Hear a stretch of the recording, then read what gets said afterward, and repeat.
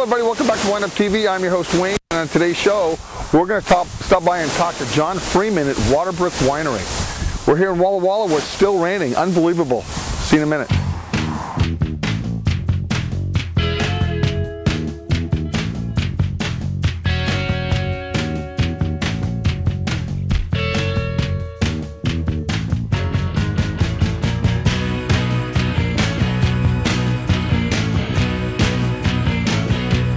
Hello everybody, welcome back to WineUpTV. I'm here with John, who is the head winemaker at Waterbrook Winery. We are sitting here in a beautiful new facility. And John, if you could just tell everybody about the Waterbrook story. And what I like about Waterbrook is I first came here in 1987, 88. There was a little teeny corrugated shed in the middle of nowhere. And I had met Rick Small that same day, and I had also met Gary Figgins, who was driving a tractor at Leonetti. So I have met some of the pioneers, and I didn't even know they were pioneers back in the day until I got really old. Now I'm looking back. But you're from Napa? Yes. You got Napa roots? Absolutely. All the way up here in you went to Napa to Yakima for a couple months, and Yakima to Walla Walla. Tell us a little bit about your philosophy with wines, when you took over the head winemaking position here, and a little bit about the Waterbrook program. Sure. Waterbrook's been around since 1984. We were the fourth winery in Walla Walla. And so we have a great history here. One of the big differences that Waterbrook and the ownership of Waterbrook at the time did was we went down the value road, meaning that our wines are very affordable, but the original owner thought, you know, we can make great wines, use the same barrels, the same fruit, make great wines and sell them for just a great price point. And so that's still Waterbrook's philosophy today. As a matter of fact, keep talking. There we go. And so Waterbrook, once again, has been around since 1984. We've got a great history here. I started work for Waterbrook 2003, January 2003, and started taking over the winemaking duties. What we try to consistently do, and one of the really cool things about Washington State is, as stated a few minutes ago, is it is very consistent. We have great fruit, and we can rely on it mostly year after year. You know, of course, we have freezes and we have problems here and there, but get that 10-year freeze every other year. 10-year freeze every other year. Yeah, it's been pretty much every even year since I've been here. We've had a freeze somewhere. Crazy. But the Columbia Valley is a very large region, and so there's fruit in high areas, there's fruit in low areas. We always got enough fruit to make great, consistent wines year after year. That's really what drove me and brought me to Washington State. Waterbrook's philosophy has not changed, and we still make a number of products. We actually make a lot more SKUs now than we ever have before. But once again, they're super value wines. We get great press. People love the wines. More importantly, we can really spread the word of Washington State and get more people in the country and in other countries really familiar with Washington State. I think that's what makes Waterbrook where it is today. It's making enough wine, being around for a long time, people trusting the label, and keeping the wines accessible to everybody. Absolutely. You know, let's talk about your philosophy with winemaking. Obviously, you know, you guys make quite a bit of wine here. Rosé.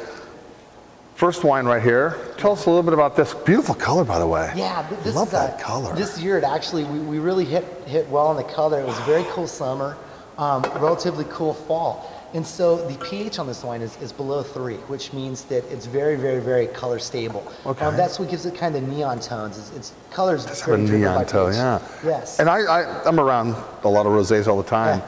This has really got that vibrant color to it. Wow. It's very bright. The beauty is it'll stay this color for a long time. Rosés have the tendency of turning bricky or orange colored after a few months in the bottle because the pHs are a little bit higher. With the high acid, the low pH, it'll stay this color for long past most rosés. Sure. It is a Sangiovese. It's 100% Sangiovese rosé. We do a Saignée process on it, meaning we put the skins, the grapes, everything in the tank, turn the temperature down on the tank to about 48 to 50 degrees so it doesn't ferment on its own. And we just let it sit there for however many hours is necessary before we pick up the right color. Okay. This particular vintage is set for about 70 hours before we blend the color off. Okay. And then we just put it in our tank and ferment it by itself. This works. You know, and the price point retail on this is? This is $11. $11 a bottle. Yes. So, excuse me. So most of these wines are extremely affordable. Correct. You know, when it comes all the way down the line. Mm-hmm. All right. You know what I like about this? Not too many people make a Sangiovese rosé, but you can make rosé out of Syrah, Sangiovese, Cab, Merlot, anything you want. Anything you want to make it out of. I mean, I think you're gonna catch people's eyes when it says Sangiovese on the bottle, as opposed to a Cabernet or another grape varietal. Well, and the beauty of Washington State also is Sangiovese, all the clusters, and this is everywhere really, but Sangiovese are the standard cluster, but there's always a shoulder off on the side. Yeah. The shoulder never colors up the same. The flavors are very similar, but it never colors up the same. So by doing a Signé, we not only make a wonderful rosé, but we are able to really concentrate our Sangiovese for other programs too. It's really the perfect grape, a late ripening grape, a high acid grape. It makes a perfect rosé. Absolutely.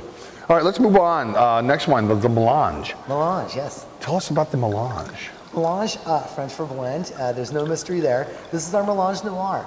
This is our a big aromatic wine. We use Riesling, Gewürztraminer, Pinot Gris, Sauv Blanc, Chardonnay, a little Riesling. We made this wine to just be a very, like either an aperitif or just a patio wine, something you can drink outside on a hot day. Really enjoy. The alcohol's a little bit lower on this wine. It's just a great before you have dinner kind of a wine. Also goes great with shrimp on the grill. Wow, a little bit of residual sugar. Yeah, it smells a little bit sweet. Boy, you got the kitchen sink in there, don't you? Yes. Got a little bit of everything. You know, these are, again, summertime wines with a barbecue, with some Thai food, with something a little bit spicy. Absolutely. You don't want a heavy red when you're sitting outside in the sun. Absolutely not. Matter of fact, most white wines I wouldn't even consider sitting on the hot sun. Agreed. Cold beer is really a good call. but it's nice to have a wine of this kind of, I love the nose on this. It's very aromatic. It smells like watermelon and cantaloupe and... We get a lot of, early on, and depending on when you open the bottle and what you're surrounding, you get a lot of orange blossom out of it. You get a lot of just springtime aromatic, springtime flowers. And this wine is really, really made for drinking outdoors. Pretty much the same blend every year, different blend? Different blend every year. Every year, you know, depending on, some years the Gewürztraminer can be just completely overpowering. The aromatics are just too much. Sometimes we put in a little bit of muscat into it, depending on if we need some more aromatics. It's got nice acid though. Yes. It's got sweetness on the tip of your tongue and the acid's on the side. You have to have the acid in there. If you don't have the acid to balance the sugar, it would come across as being flabby. Yeah. And this comes across with a clean palate, a clean finish. It's fruity, the fruit lingers. And it's very enjoyable wine. And the retail on this? The Melange are $13 retail. Okay. Again, affordable wines for everybody. Absolutely. Very nice. All right, let's move along to always my favorites are the reds. Sure, so sure. This is the Merlot. Correct. This will be the Waterbrook Winery Merlot.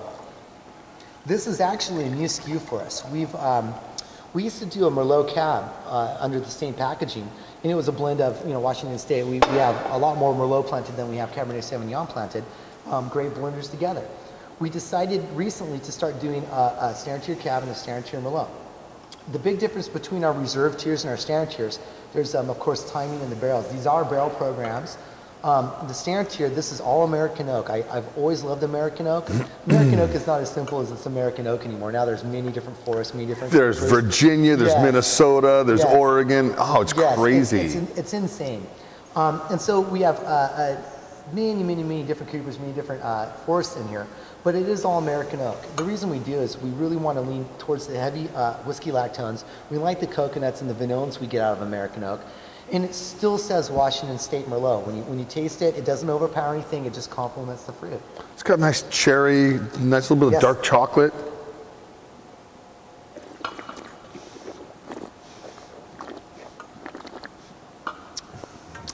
Good tannin structure. Yes. Yeah, good acid in that wine as well. It's you could probably lay this wine down for a good 4 or 5 years if you wanted to. I would say easily. This has got to be the 08 vintage. 08 was a relatively warm year for us. And so the Merlots did get to be big and lush, and they're still Merlots, they're still not, thank goodness, not Cabernets, but they're very ripe, very lush flavors. Very good pan structure, as you stated. And these wines can lay for a long time, but they are ready to drink today. Yeah, no, they are ready to drink out of the bottle. A little decanting maybe on this wine. Yes. So the retail on this is? $11 also. $11. Yeah, $11, which is really for a barrel program wine that's almost unheard of, but that's part of our value. And is this 100% varietal? No, this wine would be blended down a little bit with some other stuff. Not as extensive, but stuff to complement the fruit. Once again, as you said, it was pretty bold tannins. We actually put a little bit of our stuff in there just to kind of soften the tannins out a little bit. We put a little bit of Cab Franc in there and a little bit of Cabernet Sauvignon from the valley, just to kind of give it the foxiness, the grapiness back forward again, but also to resolve the tannins. Excellent.